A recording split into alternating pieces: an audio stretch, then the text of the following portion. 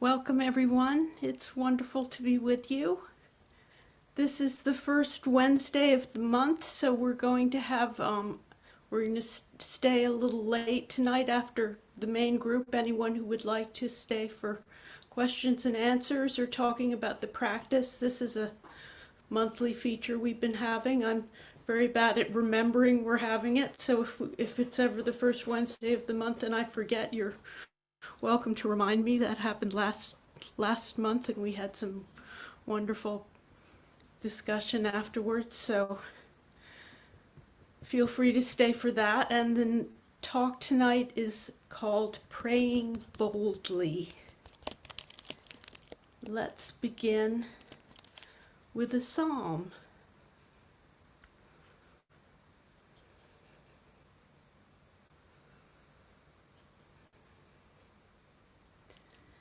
As a deer longs for flowing streams, so my soul longs for you, O God. My soul thirsts for you, for the living God. When shall I behold your face? My tears have been my food, day and night, while voices ask, where is your God? Why are you so heavy, O my soul? Why are you so weary within me? Trust in God, for I shall praise that holy voice and find my help in that holy face.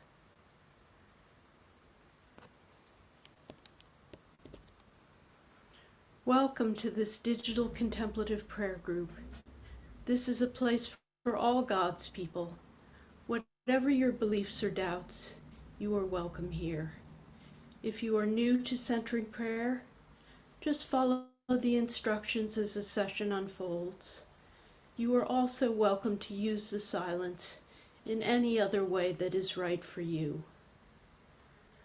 Loving God, we ask for your blessings upon this gathering, recognizing that we bring the joys and sorrows of our lives here today. If anyone would like to mention silently or aloud expressions of gratitude or concern for ourselves, our families, our friends, our society, or our fragile planet, please do so now.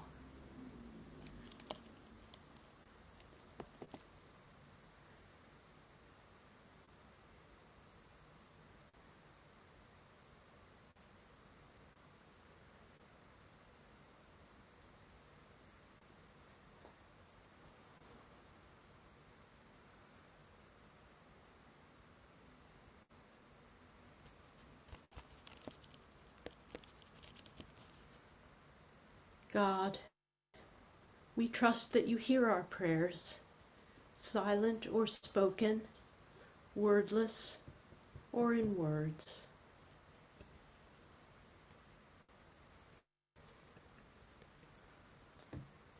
Once we discover the power of centering prayer, we might feel tempted to abandon verbal prayer or think about it as somehow less valuable or less sophisticated than our silent prayer. But verbal prayer has its own power and usefulness. It might be particularly helpful to us when we're in distress, or even paradoxically, when we're at a loss for words.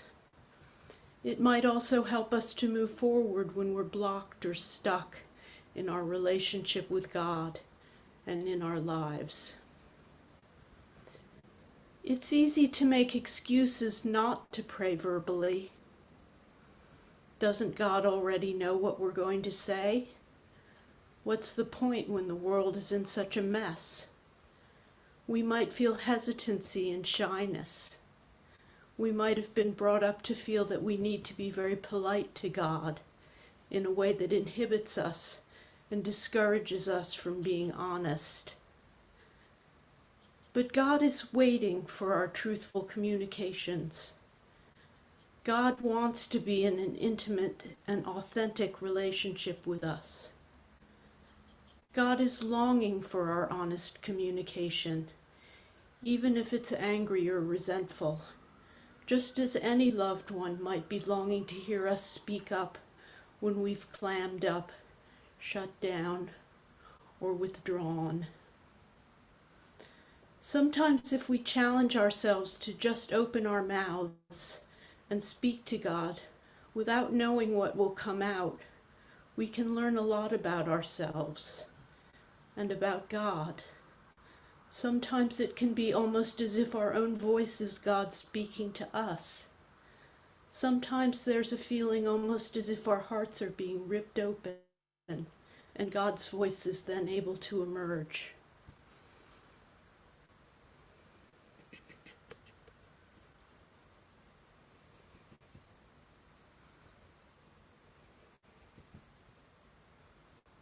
The Psalms encourage us to cry out to God. They give us a great model of how to bring all our emotions into the presence of God, in all their horror and messiness and desperation. My God, why have you forsaken me? I am a worm and less than human. I feel like one more body in a stack of corpses. Another great model for praying boldly to God is blind Bartimaeus in Mark's Gospel, who wants Jesus to heal him and shouts out boldly. People tell him to pipe down, but he cries out even more loudly. Jesus commends his faith, heals him, and doesn't criticize him in any way for his loudness and boldness. I'll read this passage in an Ignatian style meditation tonight after the centering prayer.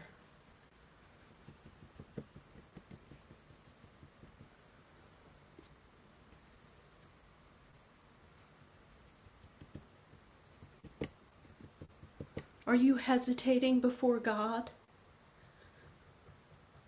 Are you being too polite or inhibited? Is there something you desperately want to say to God, but you're afraid that it's somehow not polite or all right or spiritual enough, not worthy? How are you being invited to bring more boldness and honesty into your prayer?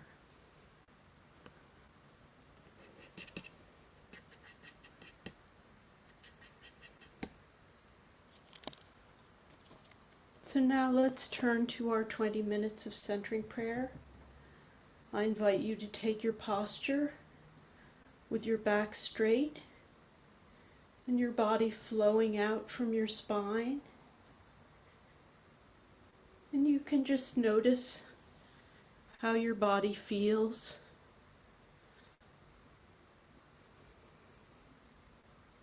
Are there any adjustments that you'd like to make to be comfortable for the time of prayer? Stable and alert, relaxed and natural.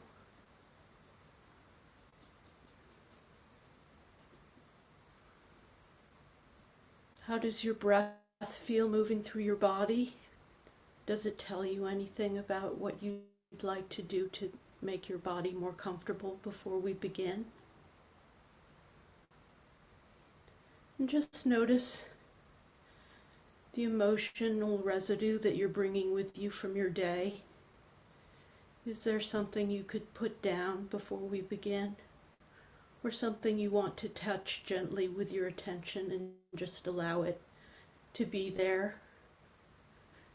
Just acknowledging it.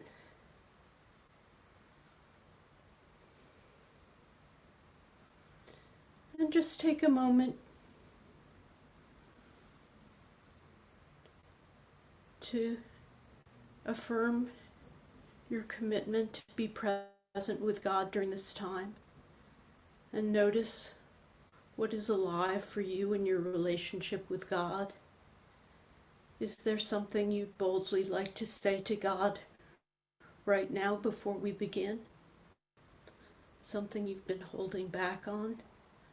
Or something that you say all the time that you'd like to say again?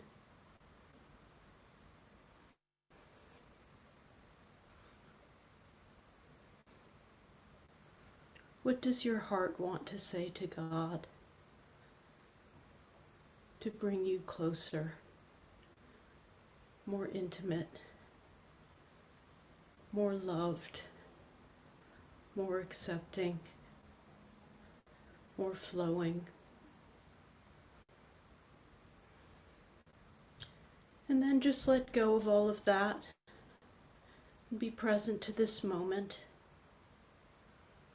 And allow your sacred word to float up from deep within you, like a bell silently sounding within you, calling you to prayer. Or just ever so gently touch your sacred breath in your body, wherever you notice it. And just remember that your sacred symbol is there if you should need it. If you find yourself getting tangled up in your thoughts, distracted by them, your symbol is always there to help you gently disengage yourself from your thoughts. Loving God, help us to rest in your presence.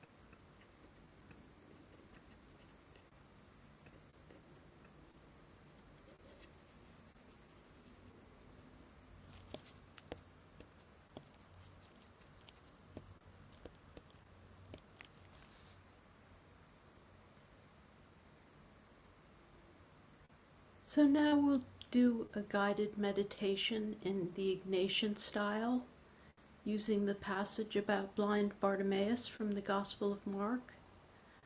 So I'll read the passage 2 times with a silence in between, and then I'll give you some instructions to do a kind of a guided meditation that invites you to enter imaginatively into the scene. Listen with the ear of the heart. As Jesus and his disciples and a large crowd were leaving Jericho, Bartimaeus, son of Timaeus, a blind beggar, was sitting by the roadside. When he heard that it was Jesus of Nazareth, he began to shout out and say, "Jesus, Son of David, have mercy on me." Many sternly ordered him to be quiet, but he cried out even more loudly, "Son of David, have mercy on me." Jesus stood still and said, "Call him here." And they called the blind man, saying to him, "Take heart, get up, he is calling you." So throwing off his cloak, he sprang up and came to Jesus. Then Jesus said to him, "What do you want me to do for you?" The blind man said to him, "My teacher, let me see again." Jesus said to him, "Go, your faith has made you well." Immediately, he regained his sight and followed him on the way.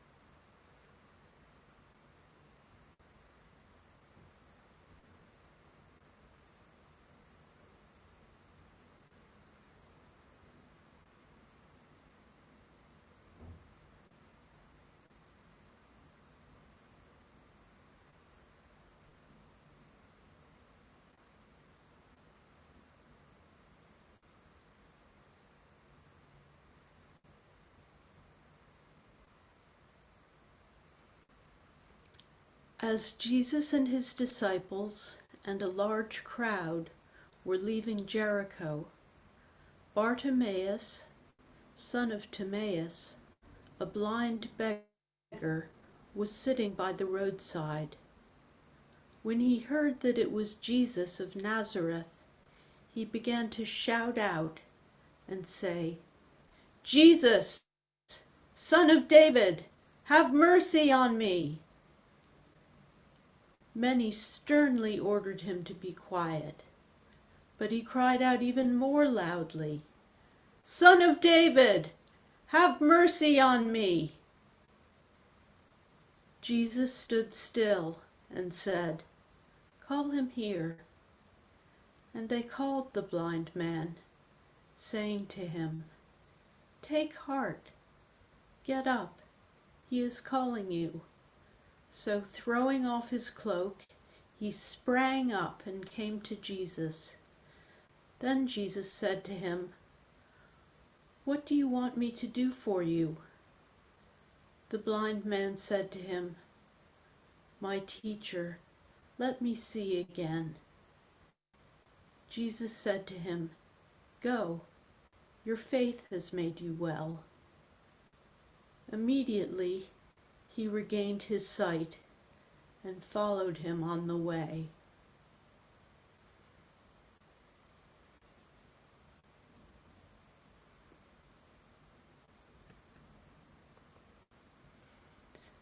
Now imagine that you are right in the story as it is happening.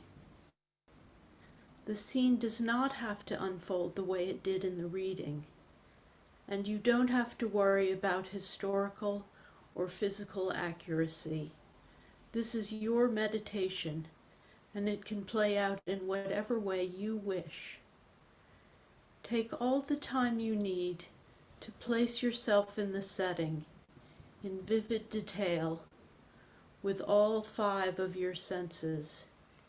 You might be one of the people in the story, or you might be someone who isn't mentioned in the story, or you might be something in the story that isn't a person. Who or what are you?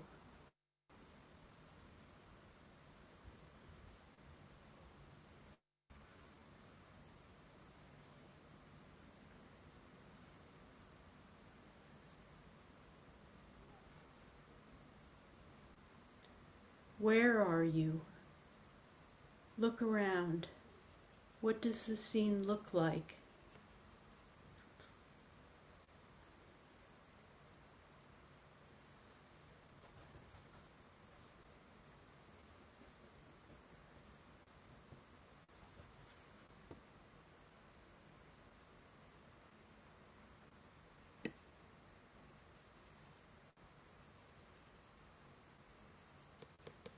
Notice the weather. How does the air around you feel?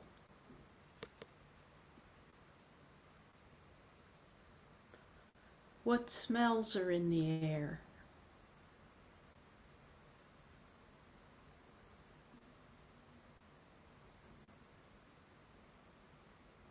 What sounds do you hear?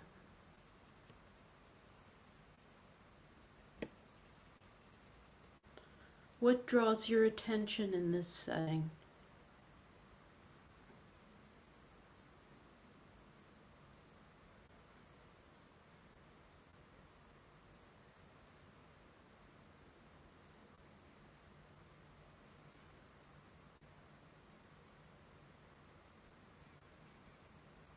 Are there people near you?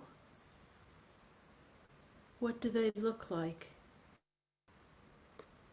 How are they dressed? How do you feel about them?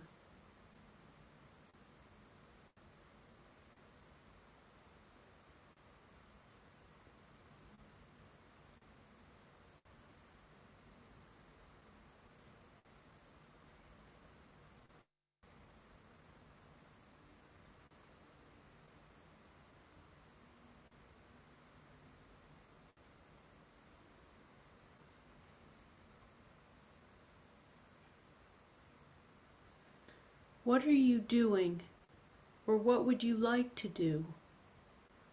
What emotions do you feel in this scene?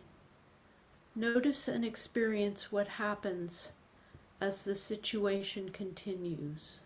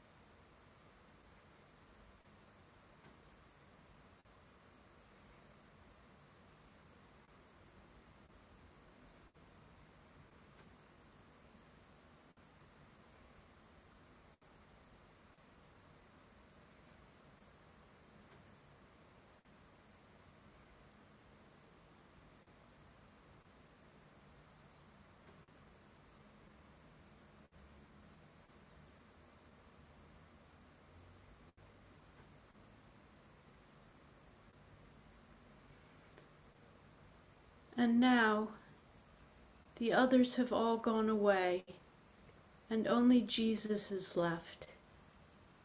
He sees you, welcomes you, and invites you to sit down and talk with him. If you could ask him or tell him something about your own life or about your experience in this scene, what would it be? Could you ask him or tell him now and hear what he says to you?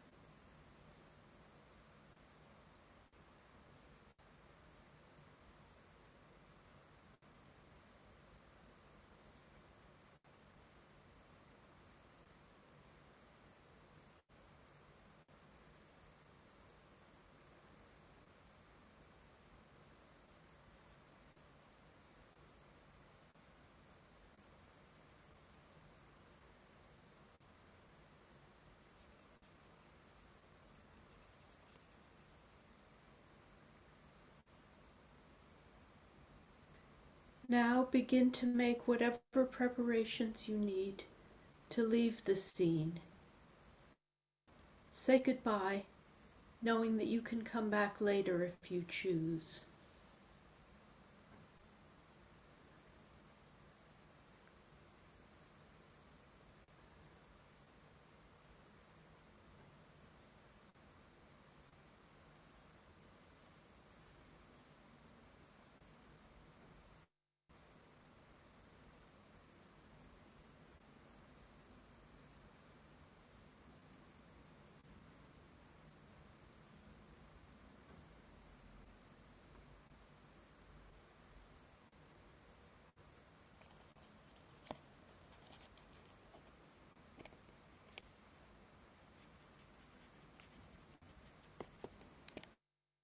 I invite you to share a word or phrase that expresses your experience of the meditation.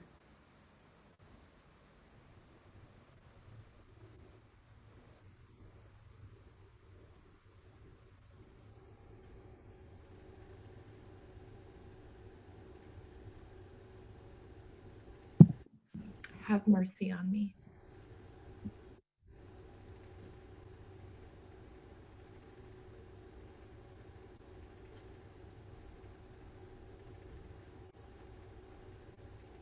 Take heart. Courage.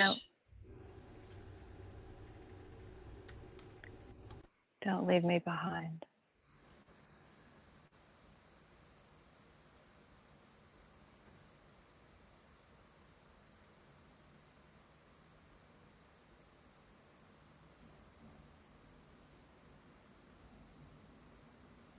Give me more faith to pray more boldly.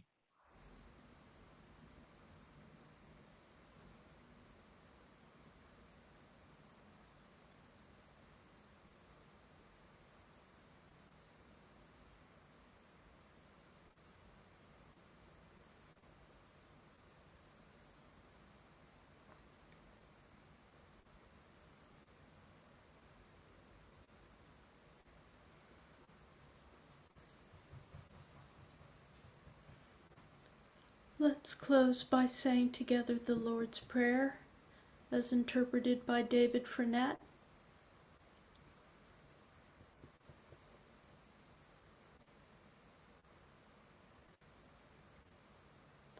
Our source, existing beyond time, though uncontained by images, sacred are your names.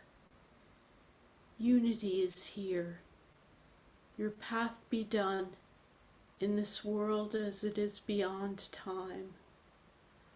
Give us this day appreciation of your every gift, and heal us, forgive us, as we are a healing, forgiving presence to others. And when challenges come, help us find you consciously, freeing us from encountering death, suffering, and evil outside you. For you are the generative source of this universe, its laws, and life itself, now and forever. So be it. Let it be. So thank you for being here. It was wonderful to be with you, and don't forget that you're welcome to stay a little bit if you feel like it, and otherwise, have a good week. Thanks for leading. Thank you, Lindsay. And Thank you, Lindsay.